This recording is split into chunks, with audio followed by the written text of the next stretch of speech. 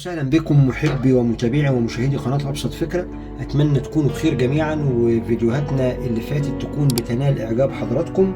ولو ليكم أي تعليق أو أي كومنت أو أي سؤال يا ريت يشرفنا طبعا كتابة حضراتكم لينا.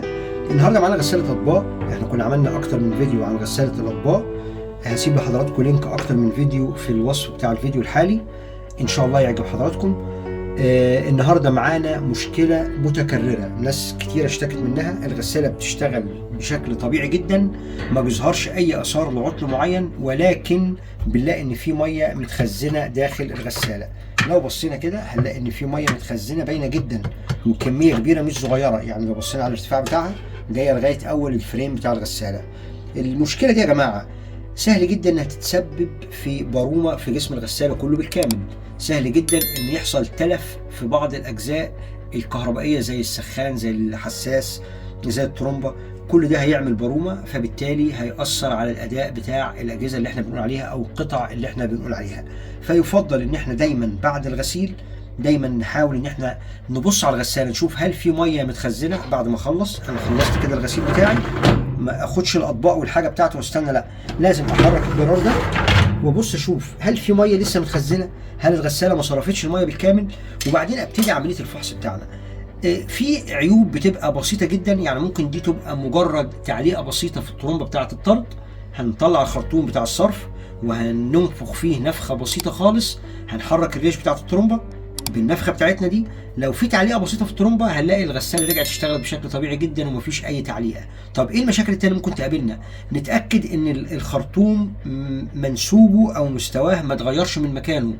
ممكن يكون المستوى بتاع الخرطوم اتغير، احنا نقلنا غيرنا حركنا حاجات في المطبخ، فهتلاقي ان لو الخرطوم مستواه ارتفع على المستوى المطلوب للترومبه صعب ان هو يكمل صرف للاخر، هتفضل في ميه متخزنه وبالتالي هتطلع ريحه كريهه داخل غساله الاطباق.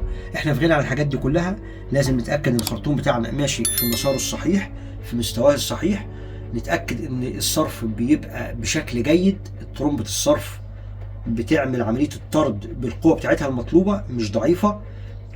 نفحص الاهم والمهم، المجرى بتاع الصرف اللي بعد الغساله. احنا ممكن يبقى الغساله كلها سليمه ما فيهاش اي مشكله، ولكن المجرى بتاعت الصرف او المجال بتاع الصرف هو اللي مسدود، ففي سدد حاصل قدامه، فبالتالي الغساله ما عندهاش القوه او ما عندهاش القدره انها تطرد الميه للاخر.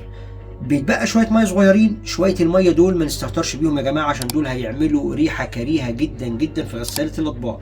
لو احنا مش بنحرك المجرى دي ومش بنتابع ان في ميه موجوده داخل الغساله، هنلاقي ان فيه ريحه كريهه في الغساله واحنا مش قادرين نعرف الريحه جايه منين، ايه سبب الريحه. لا، الريحه هتكون بسبب الميه اللي متخزنه داخل الغساله. لو احنا ركزنا كده يا جماعه هنشوف، يعني بص ادي كميه الميه باينه جدا. الغساله بص يعني نسبه كبيره جدا من الميه موجوده زي ما هي، لسه ما طلعتش ولا اتصرفت من مكانها. دي الفلتر بقى له فتره طبعا ما اتنضفش، واضح جدا. بصينا كده. اتمنى الفيديو يعجب حضراتكم، واللي يعجبه الفيديو يا ريت يتكرم علينا ويعمل لايك، واللي مش مشترك معانا في القناه يا ريت يشرفنا بالاشتراك. وان شاء الله هنعمل فيديو تفصيلي عن كيفيه صيانه الترومبه، كيفيه اكتشاف الاعطال، كيفيه عمل الاصلاح للمشكله اللي زي دي. شكرا جزيلا.